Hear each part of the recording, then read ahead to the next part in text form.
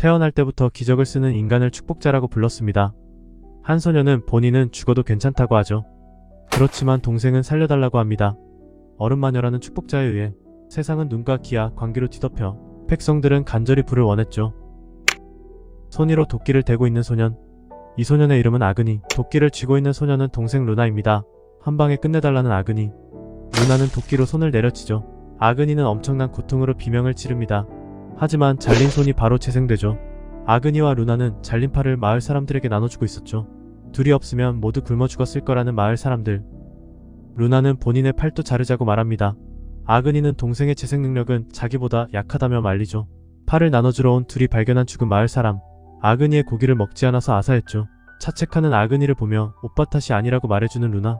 나쁜 건 전부 얼음 마녀라고 말하죠. 그리고 하나뿐인 오빠에게 아무데도 가지 말라고 말합니다. 그날 밤 루나는 얼음이 뒤덮이기 전의 내용의 책을 보고 있죠. 아그니는 따뜻했던 세상에 대한 경험을 말해줍니다. 그 말에 언젠가 밖이 따뜻해지면 같이 세상을 구경하자는 루나. 약속한다는 아그니입니다. 다음날 죽어버린 마을 주민을 위한 제사를 올리는 마을 사람들. 사제는 인육의 거부감은 어쩔 수 없지만 죽음만은 받아들이지 말라고 말하죠. 아그니와 루나는 3년 전 사제에게 마을 밖에 쓰러진 채로 발견되었죠. 마을 사람들은 반대했지만 사제는 두 사람을 위해 힘써줬습니다. 사슴을 사냥하고 있는 아그니. 사슴을 치고 마을로 가는 도중 비행기가 지나갑니다. 비행기를 보고 마을로 빠르게 뛰어가죠. 비행기에서 내린 사람들은 마을 사람들을 찾고 있는 상황. 오늘은 노예가 목적이 아니라는 간부. 그 말을 듣고 아그니가 무리로 나옵니다. 아그니를 보고 젊은 남자가 있는 게 드문 일이라는 간부. 자신의 이름을 도마라는 남자는 이름을 물어보죠. 싸우러 온 게 아니라는 도마는 식량과 휘발유를 빌리러 왔다고 합니다. 나눠줄 식량이 없다는 아그니. 하지만 강제로 가지고 가겠다는 도마입니다. 대신 보답으로 베엠도르그의 주민으로 삼아준다고 말하죠. 베엠도르그는 국왕이 만든 나라로 젊은 인간을 모아 전력을 갖춰 얼음마녀를 무찌를 계획이라고 말합니다. 하지만 거절하는 아그니. 그때 병사들이 큰일이라고 합니다. 이 마을은 모든 집에 인육이 있어 사람들을 먹는다고 말하죠. 오해하지 말라는 아그니의 말에 돌아가자는 도마. 이것들은 사람이 아니라고 하죠. 도마 또한 축복자이며 국왕을 위해서만 힘을 씁니다. 식인 마을을 국왕은 가만히 놔둘 리가 없다고 말하는 도마. 잿더미가 돼버린 마을. 아그니는 재생 능력으로 인해 몸이 없어지지 않아서 계속 불타고 있죠. 상상을 초월하는 고통. 불길이 살을 재로 바꾼과 동시에 바로 재생하는 것을 되풀이했습니다. 생각할 수도 없고 비명도 지를 수 없는 아그니가 할 수 있는 건 신에게 비는 것뿐이었죠. 루나만은 불길로 지켜주세요 라고 비는 아그니. 도저히 참을 수가 없는 아그니는 자신의 재생 능력을 저주했습니다. 그때 어떤 사실을 깨닫는 아그니. 머리로 재생을 거부하자 몸은 재생을 멈추었습니다. 죽으면 편해질 수 있었죠. 죽으면 엄마 아빠를 만날 수 있다는 아그니. 그때 보이는 불타는 사람. 바로 불에 타고 있는 루나입니다. 루나는 아그니에 비해 재생 능력이 약해 잿더미에 가까웠죠. 그런 모습을 본 아그니는 참혹하지만 이것으로 전부 죽어 온 가족이 모인다고 생각합니다. 하지만 아그니에게 살아요 라고 말하고 죽어버리는 루나.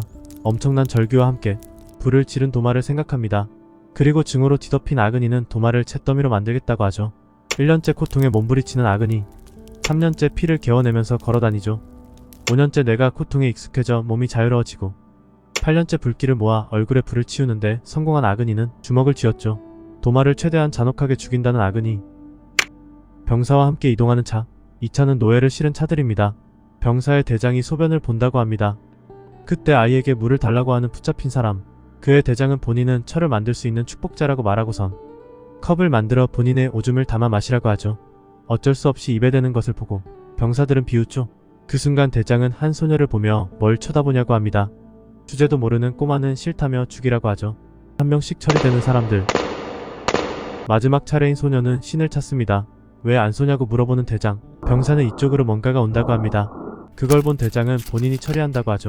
사람들이 모두 죽은 것을 보는 수상한 남자. 그리고 무언가를 떠올리죠. 나타난 남자는 바로 불타고 있는 아그니입니다. 얼음의 마녀라 불리는 축복자에 의해 세상은 눈과 기아와 광기로 뒤덮였죠. 얼어붙은 백성들은 간절히 불을 원했습니다.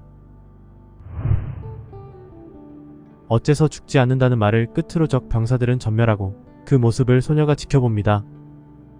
여기까지가 파이어 펀치의 1화 내용입니다.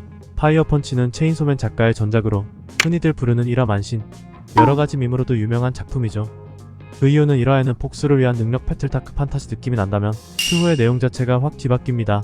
그래서 호불호가 아주 심하기도 하고 난해한 내용으로 많은 독자들이 하차하기도 하죠.